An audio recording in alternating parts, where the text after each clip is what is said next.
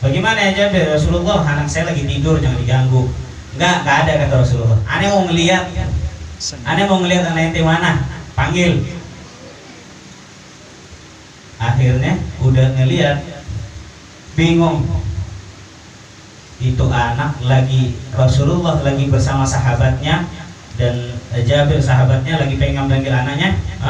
Datang anak dua tadi yang meninggal, datang lari-lari depan Rasulullah, langsung berebut tangan Rasulullah SAW, disalami dan dicium Rasulullah SAW.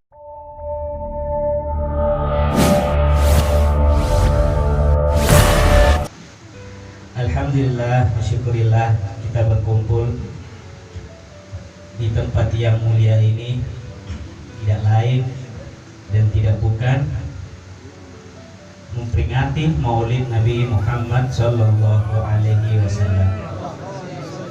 Salawat serta salam kita curahkan kepada baginda besar Nabi Muhammad Sallallahu Alaihi Wasallam yang telah menuntun kita dari alam yang gelap ke alam terang benderang. Saya pengen menceritakan tentang orang-orang yang menjadi mulia karena melaksanakan Maulid Nabi Muhammad Sallallahu Alaihi Wasallam. Maulid semacam ini, ya, Maulid semacam ini, bedanya kita memperingati Maulid dengan orang-orang yang dulu itu beda ya. Di dalam kitab Qissatul Aulia ada seorang wanita yang bernama Ummu Kulthum. Ummu Kulthum ini wanita biasa ya, wanita biasa, miskin, nggak punya apa-apa. Tapi dia sering hadir maulid. Ummu Kulthum ini sering hadir maulid. Semua maulid dihadirin. Akhirnya ada di benaknya pengen buat maulid, tapi nggak punya fulus, bingung. Datang ke anaknya, ditanya, wahai anakku, ibu pengen buat maulid, tapi nggak ada duit. Bagaimana nih? Ibu boleh nggak jual si Neng? Anak mau dijual buat maulid, bayangin. Akhirnya nih anak ngelihat usahanya, ngelihat keinginannya ibunya itu sangat luar biasa buat ingin membuat maulid, kesian. Oke lah kata anak tadi, wahai ibu, nggak apa-apa, jual saya. Yang penting walaupun kita berpisah di dunia, tapi mudah-mudahan dengan sebab ini saya bisa bertemu dengan Rasulullah SAW. Kemudian dijual anaknya. Akhirnya uangnya tadi yang anak dijual dipakai beli ke pasar, beli makanan, beli kambing, buat di rumahnya. Akhirnya pergi ke rumah tetangga, dikasih tahu, wahai tetanggaku, nanti saya mau buat maulid ya, jam 7 saya mau buat maulid. Ditanya tetangga. Nah ada satu tetangga namanya maaf nih, namanya perempuan, pasti namanya ada yang bisikan, aduh si Umi Kulthum paling aku sama kue ji, nggak bisa, orang nggak punya, iya kan. Akhirnya dimasak, akhirnya nggak ada yang datang. Jam 7 ditunggu, tunggu nggak ada yang datang. Jam 8 nggak ada yang datang. Jam 9 sampai jam 10 sampai ketiduran, nggak ada yang datang sama sekali. Sampai di dalam tidurnya beliau mimpi ada satu gerombolan yang sangat banyak datang ke rumahnya, dan orang ini bilang, jangan bersedih Ummi Kulthum, orang yang selalu kamu hadiri maulidnya sekarang orangnya ada di depan kamu. Sallallahu alaihi Muhammad.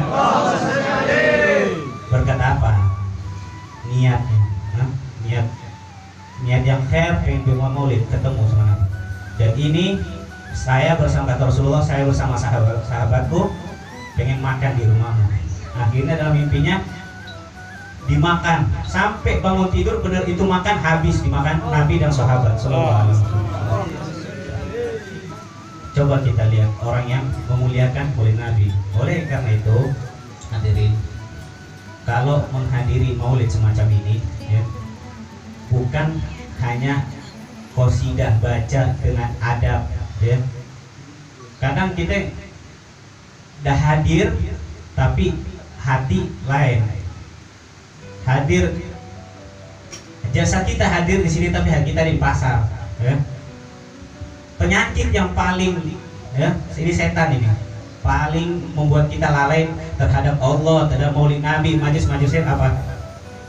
HP, ya.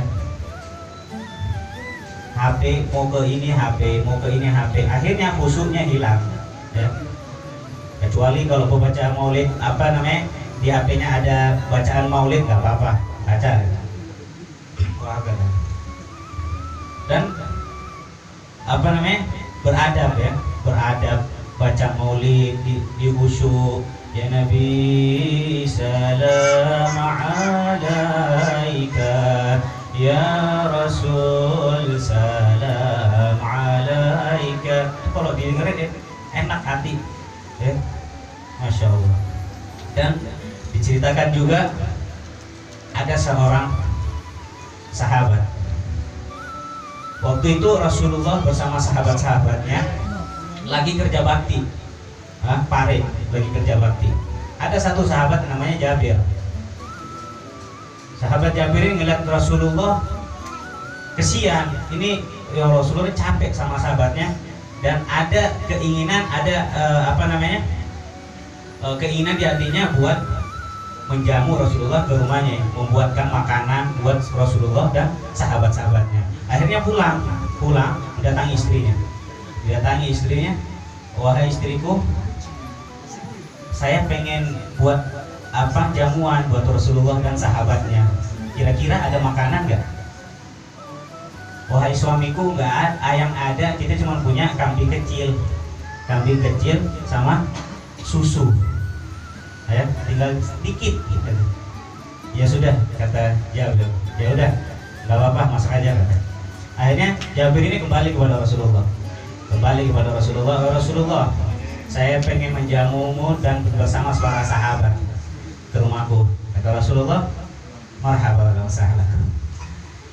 Akhirnya istrinya melihat suaminya udah mau ngundang, masak. Kambingnya dimasak, dipotong, disembelih. Ketika disembelih, anaknya yang dua ngeliatin. Ini anak terlintas di benaknya, ngeliat, oh begini caranya motong kambing. Anak namanya anak kecil, ya, diliatin ibunya lagi motong kambing sampai selesai, jadi sampai masakan. Kemudian setelah masak, sudah dimasak, ini anak ngambil pisau, kakaknya ngambil pisau, diajak adiknya ke atas, dapur atas. Ayo kita main pisau-pisauan yuk, ke atas. Nyampe ke atas, nih kakak itu adiknya disembelih sama dia. Tadi ibu melakukan kayak gini, disembelih adiknya sampai meninggal. Akhirnya darah menetes dari dapur atas sampai ke bawah, sampai ibunya kaget ngeliat apa ini. Ketika ibu udah khawatir, dipanggil anaknya, ya. Wah anakku, ada apa di atas? Ini anak ketakutan gimana ini? Lari ke tangga, jatuh, meninggal. Dua-duanya meninggal. Gak lama kemudian, nih ibu bingung, istrinya Jabir bingung, bagaimana nih? Dimandikan, dikasih pakaian yang layak, ditidurin di atas kasur, ditidurin dua-duanya layaknya orang yang sedang tidur. Kemudian datang Nabi sama sahabat-sahabatnya dan Jabir suaminya, istri tadi datang. Ya Rasulullah, silahkan masuk di rumahku. Kan rumah dari sahabat Jabir kecil. Ini kata Rasulullah, ini nggak cukup. Ini rumah nggak cukup. Semenjak itu Rasulullah langsung doa, melebar rumahnya. Masuk semua bersama sahabat. Sallallahu alaihi Muhammad. Masuk. Akhirnya udah masuk. Ini Rasulullah nanya, ya Jabir, mana yang punya anak? Aneh tiap kesini, aneh ngeliat anak ente dua lari-lari, mana itu anak dua? Akhirnya ngeliat, oh iya sebentar ya Rasulullah, saya manggil istri saya dulu. Oh istriku mana anak kita? Nih istri tahu keadaan, bingung. Wahai suamiku, anak-anak lagi tidur, nggak bisa diganggu. Oh begitu, ya udah. Tak saya ngomong Rasulullah. Bagaimana ya Jabir? Rasulullah, anak saya lagi tidur, jangan diganggu. Enggak ada kata Rasulullah. Aneh mau ngeliat anak ente mana? Panggil. Akhirnya udah ngeliat, bingung. Itu anak lagi, Rasulullah lagi bersama sahabatnya, dan Jabir sahabatnya lagi pengen panggil anaknya. Datang anak dua tadi yang meninggal, datang lari-lari depan Rasulullah, langsung berebut tangan Rasulullah SAW, disalami dan dicium Rasulullah SAW.